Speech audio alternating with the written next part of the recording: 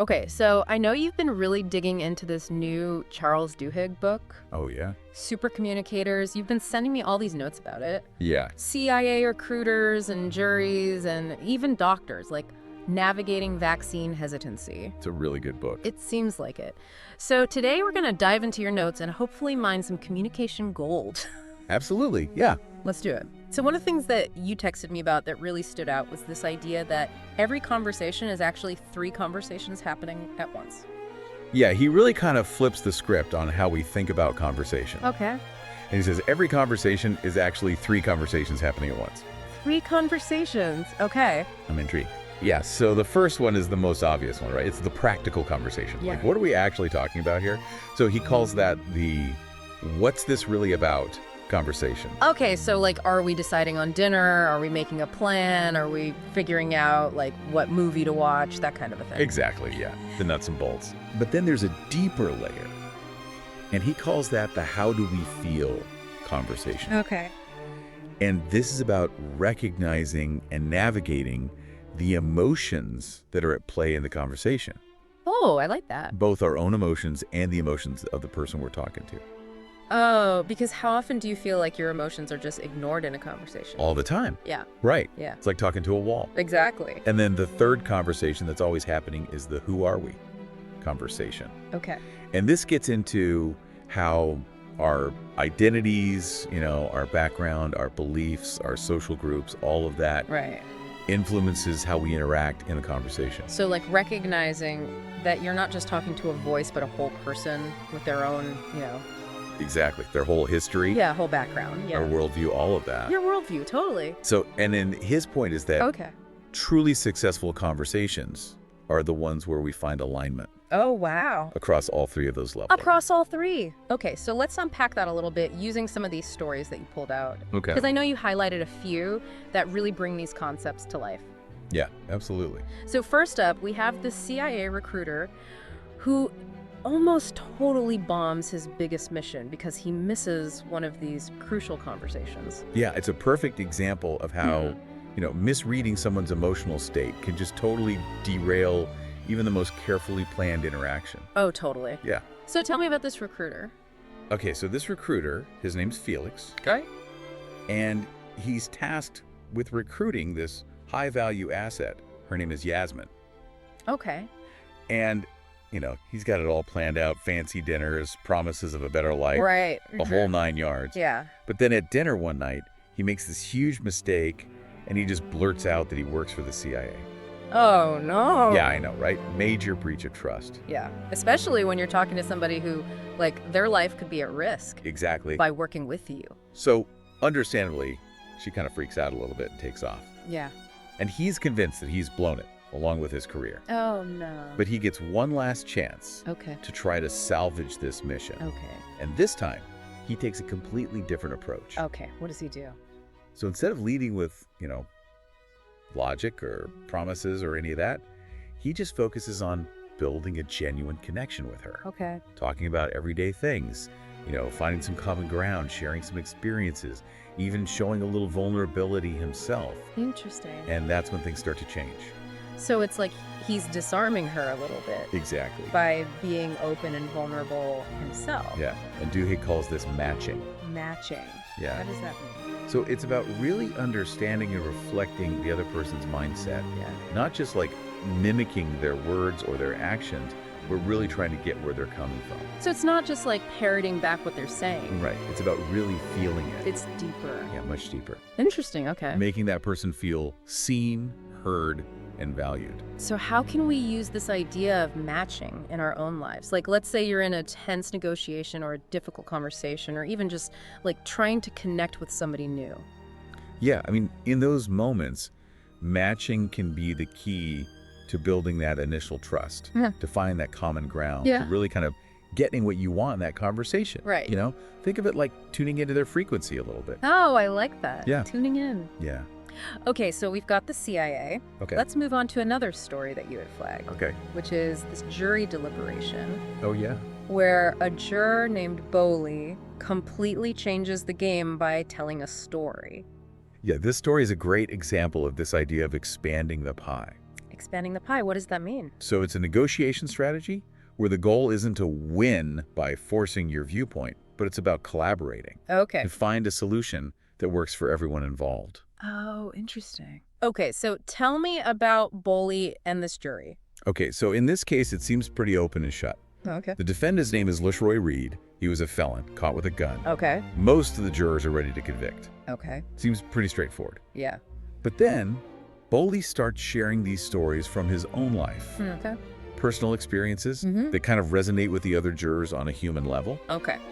And he shifts the conversation away from pure legal interpretation Okay. to this more nuanced discussion about human experience and empathy and the complexities of the justice system itself. Wow. Yeah, and he even convinces the foreman, who is totally set on a guilty verdict, to change his mind. Wow. That's incredible. Yeah, it's like he created this space for everyone to connect with each other and with the defendant on this deeper level. Wow. So he tapped into that how do we feel Exactly. conversation. He totally shifted it from just the practical legal Totally. to like the emotion, Yeah. the human. Gonna be human. And it totally changed the outcome. Wow. That's a great example. Yeah. It really is. Powerful stuff. It is. It is. And it makes you think about all those conversations where you felt like your emotions were just like missing from the equation. Right, like you're not being heard. Yes, Yeah. exactly. Totally. Have you ever had that? Oh, all the time. Right? Especially, yeah, I'm not gonna. Yeah, we've all been there. We have all been there. We've all been there, yeah. I've all been there, for sure. So frustrating. Incredibly frustrating. Yeah, but what if there was a way to cultivate that emotional connection more deliberately? Yes. Is there? There is. Okay. So Duhigg talks about this experiment called Fast Friends, Okay. where researchers used a set of 36 questions to intentionally create closeness between strangers. 46 questions Yeah. to create closeness between strangers. 36 questions, yes. Okay. That's it. That's wild. It sounds like a gimmick, but the science behind it is fascinating. Okay. They work by prompting vulnerability and emotional contagion. Interesting. Okay. So we're not talking about surface level, what's your favorite color question. Right. We're talking about going deeper. Like what? Give me an example. Like, what's the best part of your job? Or do you have some secret dream that you've always wanted to pursue? You know, Okay, so you're getting people to... to open up, Yeah. to be a little vulnerable. Yeah. And that's what creates that connection. Interesting. Yeah. So it's not just about asking the right questions, though, right? It's also about how we listen and respond. Oh, 100%. And that's where emotional intelligence comes in. Yeah, and that goes beyond just recognizing emotions in other people. Okay. It's about signaling through your own behavior Okay. you're truly present. So how do you do that? Things like matching their energy, Okay. their mood. You know, if they're telling you a funny story, you're laughing along with them. Right. If they're sharing something difficult, your expression and your tone reflect that. So you're mirroring in a way. In a way. Yeah. But authentically, yeah. Yeah. It's subtle, but it makes a huge difference. Interesting. And Duhigg uses this great example.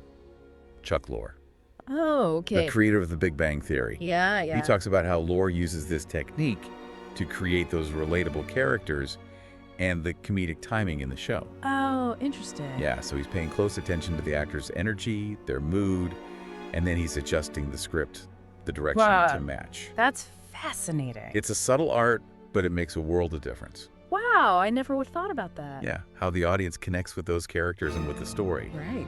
And it's something we can all learn from, even if we're not, big-time TV producers. Totally. Yeah. Yeah. It's about that connection. Right. Right. Exactly. Okay, so let's take on a tougher scenario. Okay. Imagine a conversation about gun control between people with completely opposing viewpoints. Yeah. How do you even begin to approach that kind of divide? It's one of the most challenging conversations happening today. It is. And it's important to remember that we're not just dealing with a surface-level policy debate here. Right. We're dealing with deep-seated emotions and values and identities. 100%. It's so much bigger than just the words being exchanged. Exactly. Yeah. Yeah, so Duhigg uses this incredible example of this woman, Melanie Jeffcoat, Okay. who is a passionate advocate for gun control. Okay. And she agrees to participate in this experiment where she has to have a civil conversation with people who are pro-gun. Oh, wow. So going in the lion's den, basically? I know, right? Yeah. Talk about a recipe for disaster. That sounds terrifying. It does, but The organizers had a plan, Okay. and they introduced this concept called looping for understanding. Looping for understanding? What is that? It's basically a way to demonstrate that you're truly listening and trying to grasp the other person's perspective, Okay. even if you don't agree with them. So setting aside your own, like, need to be right or whatever. Yeah, for a moment. To really understand where they're coming from. Exactly. Okay, so how does that work in practice? So instead of just waiting for your turn to talk, Right. you actively summarize what they've said in your own words, Okay. and then you check in with them. Oh, interesting. You say, like, did I get that right? Am I understanding you correctly? Okay, so you're reflecting back what you're hearing to make sure that you're on the same page. Exactly. That's really interesting. It sounds so simple, It does. but it's incredibly powerful. Yeah, It shows you're not just listening to respond, but you're listening to truly understand. that's a really good point. And in this gun control conversation, Yeah. it actually works.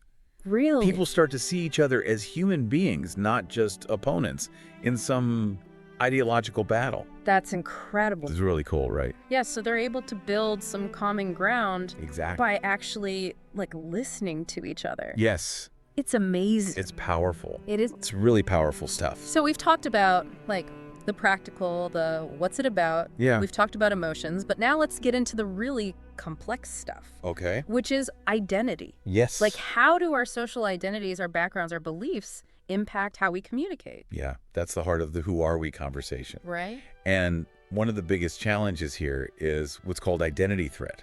Identity threat. It's that feeling of being attacked or excluded because of who you are or who people perceive you to be. Right. Right. Yeah. And when we feel that threat, we shut down, we get defensive.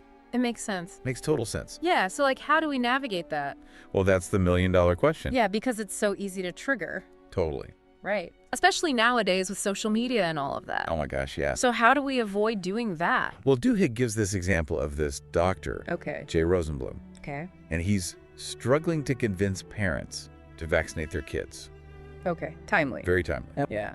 And he realizes he's not just battling misinformation, which is a challenge in itself, Right. but he's battling this very real identity threat How so? because these parents feel like they're being dismissed, Okay. judged, Right. maybe even labeled as ignorant or irresponsible. Which is the last thing you want to do when you're trying to convince someone of something. Exactly. Yeah. And that defensiveness Yeah. makes them even less receptive to whatever he has to say. Totally. So he changes his approach. What does he do? Instead of leading with the science, Okay. he focuses on finding common ground. Okay. He asks them about their families, their hobbies, their lives. So just getting to know them as people. Exactly. Not just like their stance on vaccines. Exactly. Yeah. And he looks for those shared identities. Oh, interesting. Okay. And it starts to work. It does. Yeah. That's amazing. Yeah, when people feel seen and respected for who they are, Right. they're much more open to having a genuine conversation. That's such a good point, that we're not just our beliefs or political affiliations. Yeah. We're so much more nuanced than that. Exactly. We're complex individuals. We contain multitudes. We do. He's We like, contain man. multitudes. I love that. Right. Yes. And it's so important, I think, to remember that, Absolutely. especially when we're talking about these really sensitive topics. Especially then. Yeah. Yeah, recognizing and respecting those complexities Yeah. can totally change how we communicate Yeah. about these really sensitive topics. It's about leading with empathy, it feels like. 100%. Yeah. Yeah. Okay. But even with the best intentions, Okay. things can still go wrong. Of course. Yeah. And Duhigg shares this pretty wild story about a culture clash at Netflix. Netflix. Okay. Yeah. What happened at Netflix? So it all started with a racial slur. Okay. And it became this cautionary tale about the limitations of radical honesty, Especially in a workplace. especially. Where there are power dynamics at play. 100%, where social identities are always kind of, Totally. bumping up against each other. It's a minefield. It's a minefield, exactly. Okay, so what happened? So this executive, Jonathan Friedland, Okay. he uses the N-word during a meeting. Oh, no. Yeah, and he claimed he was trying to be transparent, start a dialogue about offensive language, Okay. but it backfired. I bet. And I bet. I mean, spectacularly. Yeah.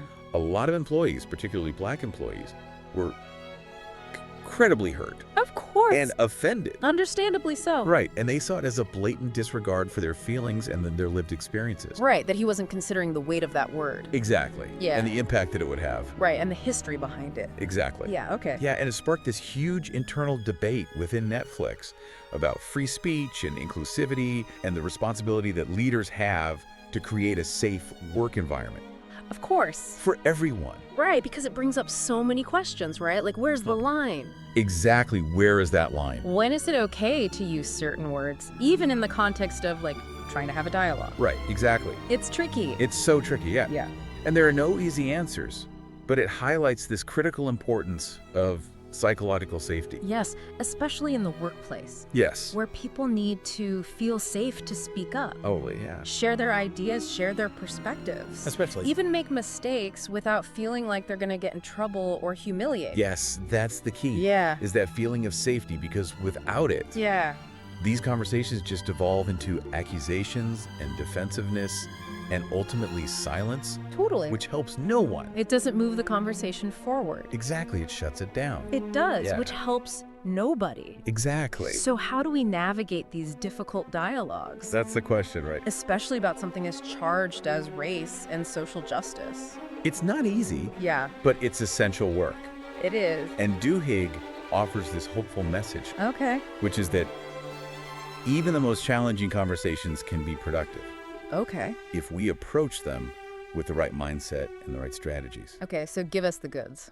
Oh, What are those strategies? we'll get into that. Yeah. Well, it all starts with creating the right environment, Right. you know, Okay. like establishing some ground rules for respectful communication. Okay, so like what kinds of things? Well, you could agree on things like no personal attacks, Okay. no interrupting, Right? and a shared commitment to actually try to understand each other's perspectives. So you're fostering this space where everyone feels safe to actually say what they're thinking and feeling. Exactly, without being judged or shut down. Yeah, that's so important. Yeah, and it's also crucial to encourage vulnerability.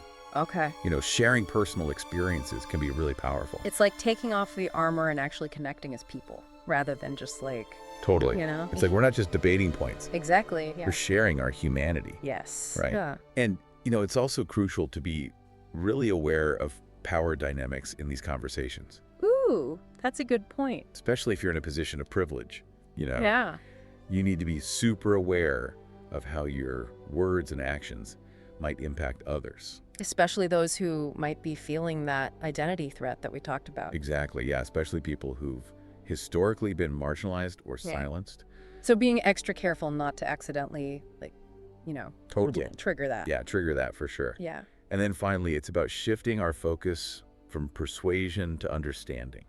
Ooh, that's a good one. You know, Yeah. the goal isn't to win the argument. Right. It's to actually build a deeper connection and a shared understanding of the issue. Even if you don't agree. Even if you don't agree, exactly. It's so hard, right? So hard, especially when it's something that you feel really strongly about. Totally. But I think that's where those three conversations are so helpful. Because if you can at least like acknowledge and validate how the other person is feeling Exactly. and who they are Yeah. and kind of like come to some kind of understanding there, Right. then you can at least have a productive conversation. Exactly. It's about finding that common ground, Yeah. even if you disagree on the specifics of the issue. Even if you don't agree on the specifics. Yeah. Right. Totally. So it's about focusing on that connection rather than the outcome. Right. It's not about winning or losing. Exactly. It's about understanding. 100%. Right. Yeah, it's about understanding. You mentioned Duhigg talks about this experiment Yeah. where they brought people with opposing views on gun control together. Yes. It's a fascinating study. They divided people into these small groups Okay.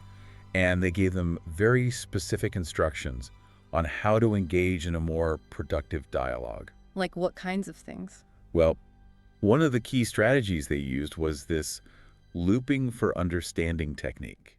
Oh, right. That we talked about earlier. Yes, exactly. Where you're basically saying back to the person Yes. what you heard them say Exactly. to make sure that you're on the same page. It's a way to prove that you're not just waiting for your turn to talk, Right. but that you're actually trying to understand their point of view. Yeah. Which can be really hard. Oh, so hard. Especially when you're like fired up about something. Totally. Your ego wants to jump in and Yeah. be like, but I'm right. Yes. Exactly.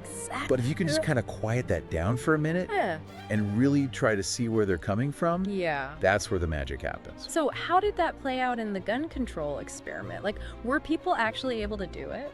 It was remarkable, actually. Really? By consistently using this looping technique, people started to let down their guard. Oh. And they actually started to see each other as human beings, Oh, that's really cool. not just opponents in this abstract debate, you know? Yeah, so they were tapping into that how do we feel Exactly. conversation, even in that kind of context. Even in that supercharged context, yeah. That's amazing. It's powerful stuff. It shows how important it is to create that space Yeah, where people feel safe enough to be vulnerable, right.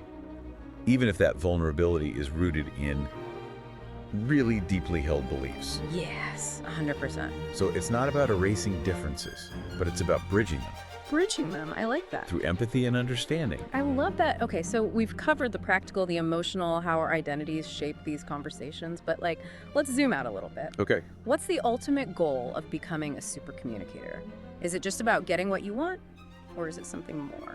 That's a great question, and Duhigg would argue that it's about something much deeper and more meaningful than that. Okay, I like where this is going. He believes it's about building genuine connections, fostering deeper understanding between people, and ultimately using those skills to create a better world. So it's not just about like getting ahead in your career Right. or winning an argument. No. It's about actually using these skills to make a positive impact. Exactly. On the world around us. On your relationships, your community, Wow. even society at large, yeah.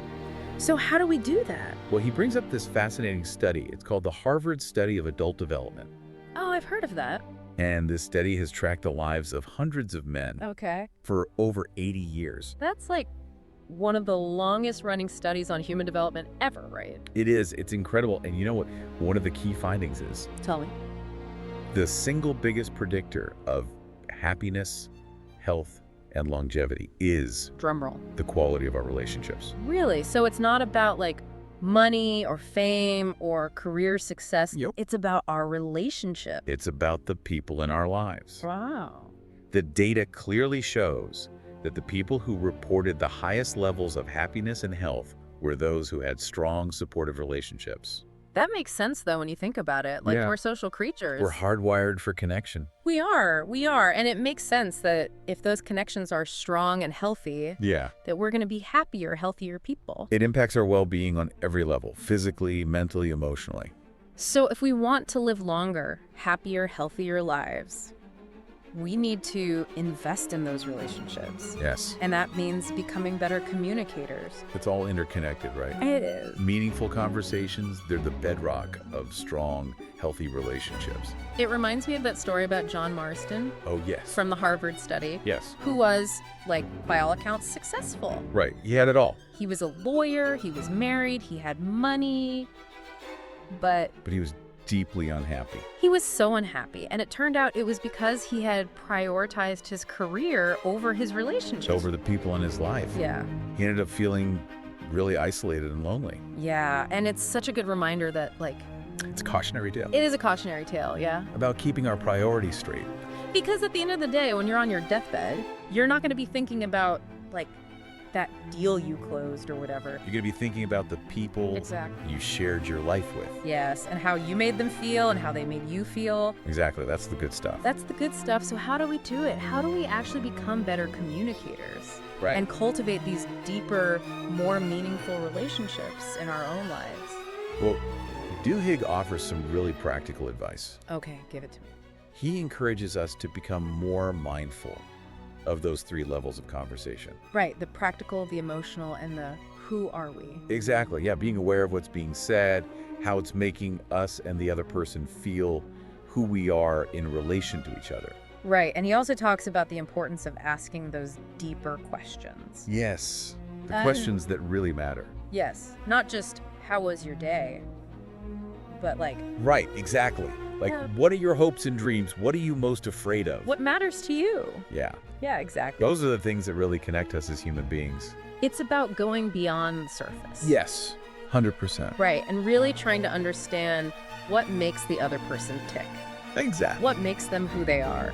He also reminds us to practice looping for understanding. Right, which is so simple but so effective. So simple, but so powerful. Yeah, and finally, he really emphasizes that becoming a super communicator isn't a destination, right? It's a journey. It's a practice. It's a practice, exactly. It's not about achieving perfection, but it's about striving to be more present, more empathetic, more intentional in all of our interactions. I love that. It's an ongoing process. Always evolving. Yeah. And it's a practice worth committing to because the rewards in terms of our relationships and our well-being are immeasurable. So true, so true. Wow, so much to unpack here. It feels like we've really unearthed some communication gold from Duhigg's book. We talked about those 3 crucial conversations: the power of matching, being vulnerable, emotional intelligence. We even touched on that fascinating Harvard study about happiness and longevity. So much good stuff. What's really sticking with you? What resonates the most? You know, for me, it always comes back to that core idea that being a super communicator isn't about like memorizing a bunch of techniques or trying to be some communication robot. It's about approaching conversations with intention and really trying to connect on a human level, like seeing every interaction as an opportunity, not just to communicate, but to connect, to learn from another person, to grow a little bit. Yeah, totally. It's about tapping into that very human desire to understand and be understood, which can be tough sometimes. Oh, for sure. Especially when we're so used to like approaching conversations with our own agendas and trying to get our point across. Right, exactly. But Duhigg, you know, he reminds us that even those small shifts in our approach, like really listening, asking those deeper questions, paying attention to how we're making the other person feel those cause, can have a ripple effect on how we connect with other people. Totally. It's like you don't have to overhaul our entire personalities or anything, just make those small tweaks, you know? Yeah, exactly. It's those little adjustments that can make all the difference. Oh, and one of the things he talks about, which I thought was really powerful, is getting curious about the other person. Yeah. Like really genuinely curious. So instead of just waiting for your turn to talk, you're actually present, listening, engaging with what they're saying. Exactly. Asking those questions that go a little bit deeper. You know, really listening to their responses. Trying to see the world through their eyes for a minute. Even if you don't agree with them. Even if you don't agree with them, which, you know, that can be a challenge. Totally a challenge, especially when it's something you feel really strongly about. Yeah, but those are often the conversations that we need to have the most, right? It's like that quote, "The cave you fear to enter holds the treasure you seek." Oh, I love that. That's so true. Those tough conversations where you're really challenging each other and maybe even yourself, that's where the real growth happens, I think. Totally. It's like, are you willing to be a little uncomfortable to potentially gain a deeper understanding, a stronger connection? And sometimes what you find out is that you might have been wrong about something, or that the other person isn't who you thought they were. Exactly. Yeah. Which can be, you know, a little scary, Yeah. but it can also be really liberating. Totally. So, as a final thought, I want to leave our listeners with a challenge. Think about a conversation that you've been putting off, whether it's with a loved one, a friend, a colleague, maybe even someone you disagree with. Ask yourself, what am I afraid of? What's holding me back? Because maybe, just maybe, that conversation, as tough as it might be, is exactly what you need to deepen that connection, to understand that person better, maybe even understand yourself a little better. So, take a deep breath and reach out. You never know what you might discover, and that's what these deep dives are all about. Until next time, keep exploring, keep connecting, keep diving deeper.